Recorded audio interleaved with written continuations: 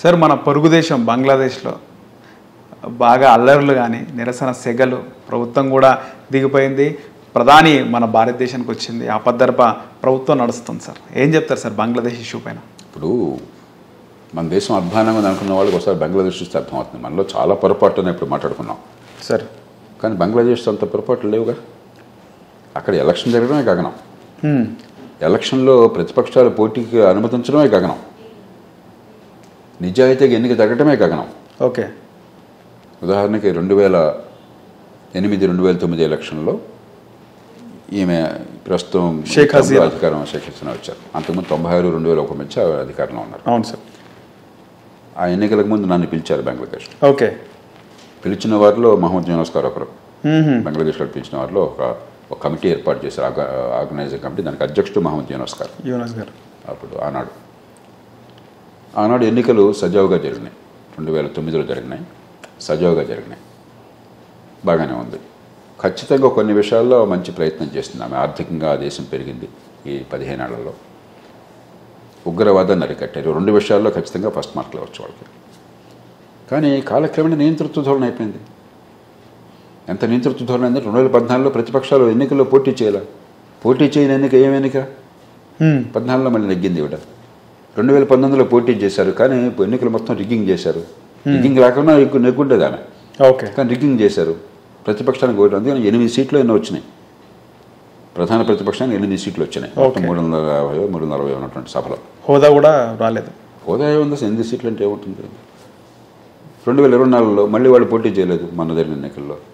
కాబట్టి ప్రజాస్వామ్యాన్ని పాతరేశారు.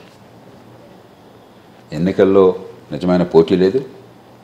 పోటీ కోసం రాజకీయంలో నిజమైన స్వేచ్ఛ లేదు. మన దేశంలో ఎన్ని పొరపాట్లలో నిజమైన పోటీ ఉన్నది. అవును సార్.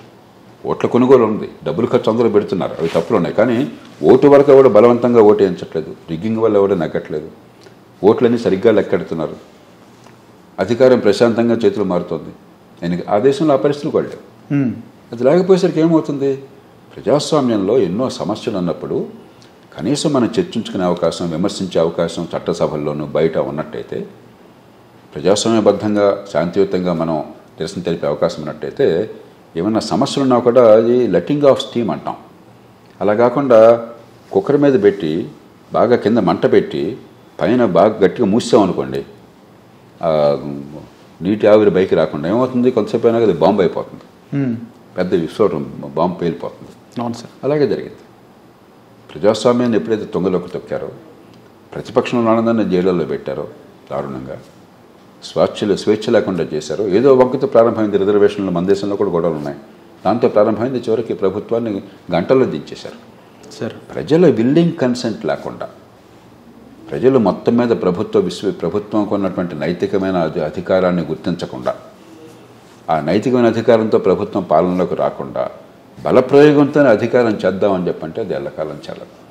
కాబట్టి కొన్ని విషయాల్లో మంచి పరిపాలన చేసినా కూడా, ఆ మాట చెప్తున్నాను, ఆర్థిక ప్రగతికి ఆవిడ గట్టిగా దోహదం చేసింది సార్. గత 15 ఏళ్ళుగా తెలంగాణ ఆ రాష్ట్రం బంగ్లాదేశ్ బాగా ఆర్థికంగా పెరిగింది. మనకంటే తలసరి ఆదాయం పెరిగింది. మనకంటే చాలా కింద ఉన్నటువంటి దేశం. అలాగే మరి ఉగ్రవాదాన్ని అరికట్టారు ఖచ్చితంగా. కొన్ని విషయాల్లో మనకంటే బాగా చేశారు. ఉదాహరణకి ఈ పసుపు, ఈ కంటామినేషన్ వల్ల రకరకాల విష పదార్థాలు కలపడం చేత రంగు కోసం అని చెప్పని లెడ్ పాయిజనింగ్ వచ్చే లక్షలాది మంది శిశువుల భవిష్యత్తు నాశనం అవుతుంది. బంగ్లాదేశ్లో ఆవిడ అరికట్టింది. మన భారతదేశం అరికట్టు ఇప్పుడు కూడా కంటామినేషన్ జరుగుతుంది. ఆవిడ సొంతంగా ఒక ఉద్యమంలా తీసుకుని దాన్ని అరికట్టింది ఆవిడ. కానీ ప్రజాస్వామ్యాన్ని పూర్తిగా ఖూనీ చేశారు. శాంతియుతంగా చర్చలతో సామరస్యంగా మనం ఒకరినొకరు ఒప్పించుకోవాలి. కానీ బలప్రయోగంతో, అధికార దర్పంతో, అహంకారంతో స్వేచ్ఛని కాలరాస్తే ఖచ్చితంగా కాలక్రమేణా ఆ ప్రభుత్వాల ప్రతిష్ట మసకపారిపోతుంది. ప్రజల్లో వ్యతిరేకత వస్తుంది. ఒకసారి వ్యతిరేకత వచ్చినప్పుడు ఏ రూపంలో వచ్చినా కూడా దాన్ని అదుపు చేయడం అసాధ్యం అవుతుంది. తుపాకీలతోనూ మనుషుల్ని చంపేసి మనం అధికారంలో ఉండకూడదు సార్. ఆ పాఠం నేర్చుకోవాలి మనం సార్. అలాగే మిలిటరీ కూడా చేతులు ఎత్తేసింది ఆమె విషయంలో.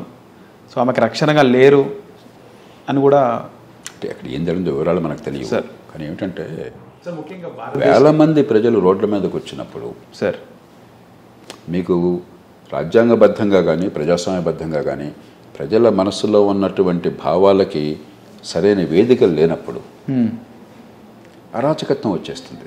ఆ వేల మందిని చంపేస్తారా మీరు? ప్రభుత్వాల దగ్గర తుపాకులు ఉండొచ్చు, ఆర్మీ దగ్గర ఉండొచ్చు. అవును సార్. మన పౌరుల్ని మనం తుపాకులు పెట్టి టపటప వేల మందిని పేల్చేస్తామా? ఒక్క జలియన్వాలాబాగ్ జరిగితే ఏమైంది? పాశ్చాత్య దేశం వలస పాలకులు ఒక జలియన్వాలాబాగ్లో కొన్ని వందల మందిని పట్టుచేత పట్టుకోవాలి చంపేగానే ఈ దేశం ఎంత స్పందించింది? అప్పటిదాకా ఉద్యమం వేరు. 1919 దాకా భారతదేశంలో స్వతంత్ర పోరాటం వేరు, 19 తర్వాత వేరు. 1919 తర్వాత భారతదేశంలో బ్రిటిష్ వాళ్ళు ఉండటం అసాధ్యమైన పరిస్థితి వచ్చింది. కాబట్టి అవసరమైతే బలప్రయోగం చేయాలి అరుదైన సందర్భాల్లో, కానీ బలప్రయోగం ద్వారా మాత్రమే అధికారంలో ఉండటం సాధ్యం కాదు సార్. అలాగే ముఖ్యంగా భారతదేశానికి రావడం కారణం ఏంటి సార్? భారతదేశం సపోర్ట్ ఇవ్వడం. పక్కనున్న పెద్ద దేశం సార్. ఇక్కడ ఎక్కువ కాలం ఉండకపోవచ్చు, ఇంకో దేశం వెళ్ళిపోతారు. రెండోది, మిగతా విషయాలు ఎట్లా ఉన్నా కూడా షేక్ హసీనా, ఆమె తండ్రి గారు బంగబంధు షేక్ ముజిబుర్ రెహమాన్, బంగ్లాదేశ్కి ఆయన జాతిపిత. అవును సార్. ఆ దేశ నిర్మాణానికి కారణమైన ఆనాడు సహకరించింది ఎవరు? భారతదేశం. పార్టీలకు అతీతంగా అప్పుడు ఇందిరాగాంధీ అధికారంలో ఉన్నారు, కాంగ్రెస్ పార్టీ. దేశమంతా కూడా మద్దతు ఇచ్చింది. యుద్ధంలో మన సైనికులు వీరమరణం పొందారు బంగ్లాదేశ్ విముక్తి కోసం అని చెప్పారు. ఆ దేశం మరి దేశ ప్రజల కోరిక మేరకు బంగబంధును జైలు నుంచి బయటికి తీసుకురావడంలో కానీ, ఆయన దేశ నాయకత్వాన్ని ఇవ్వడంలో కానీ, ఆ దేశం స్వతంత్రం కావడంలో కానీ భారతదేశం ఇచ్చిన సహాయం. కాబట్టి సహజంగానే బంగ్లాదేశ్కి మనకి చాలా మైత్రి బంధం ఉంది. అందులో ఈ కుటుంబానికి మరింత ఉంది, ఎందుకంటే ఈ పార్టీకి ఆవామీ లీగ్ పార్టీ అలాంటి స్వతంత్ర పోరాటం చేసింది. అయినా ఆ జాతిపిత బంగబంధు కూతురు. అవును సార్. ఏ పార్టీతో కూడా, కాంగ్రెస్ పార్టీతో సంబంధాలున్నాయి, బీజేపీ ప్రభుత్వం కూడా పార్టీలను పక్కన పెట్టి భారతదేశంతో సఖ్యత ఉన్నది. అలాగే ఆర్థిక విషయాల్లో కావచ్చు, రెండు దేశాల మధ్య ముఖ్యంగా ఉగ్రవాదాన్ని అరికట్టడంలో కావచ్చు, షేక్ హసీనా చాలా గట్టిగా కృషి చేసింది, దాని మనం మాట్లాడలేదు సార్. కాబట్టి సహజంగా మనం మంచి వాళ్ళతో సయోధ్యం ఉంటుంది, ఎవరున్నా కూడా సయోధ్యం ఉంటుంది. అంతేగాని వాళ్ళు చేసిన నేరాలంటికి మనం బాధ్యులం కాదు సార్. రాజకీయంగా అంతర్గతంగా ఏం జరుగుతుందో బంగ్లాదేశ్ ప్రజలు ఇష్టం, మన ప్రభుత్వం చెప్తుంది అదే. ఎవరు ఉంటారు అధికారంలో, ఎవరు పెడతారన్నది పూర్తిగా మీ ఇష్టం, మీ ప్రజల ఇష్టం, మాకు సంబంధం లేదు. మీరు ఎవరున్నా కూడా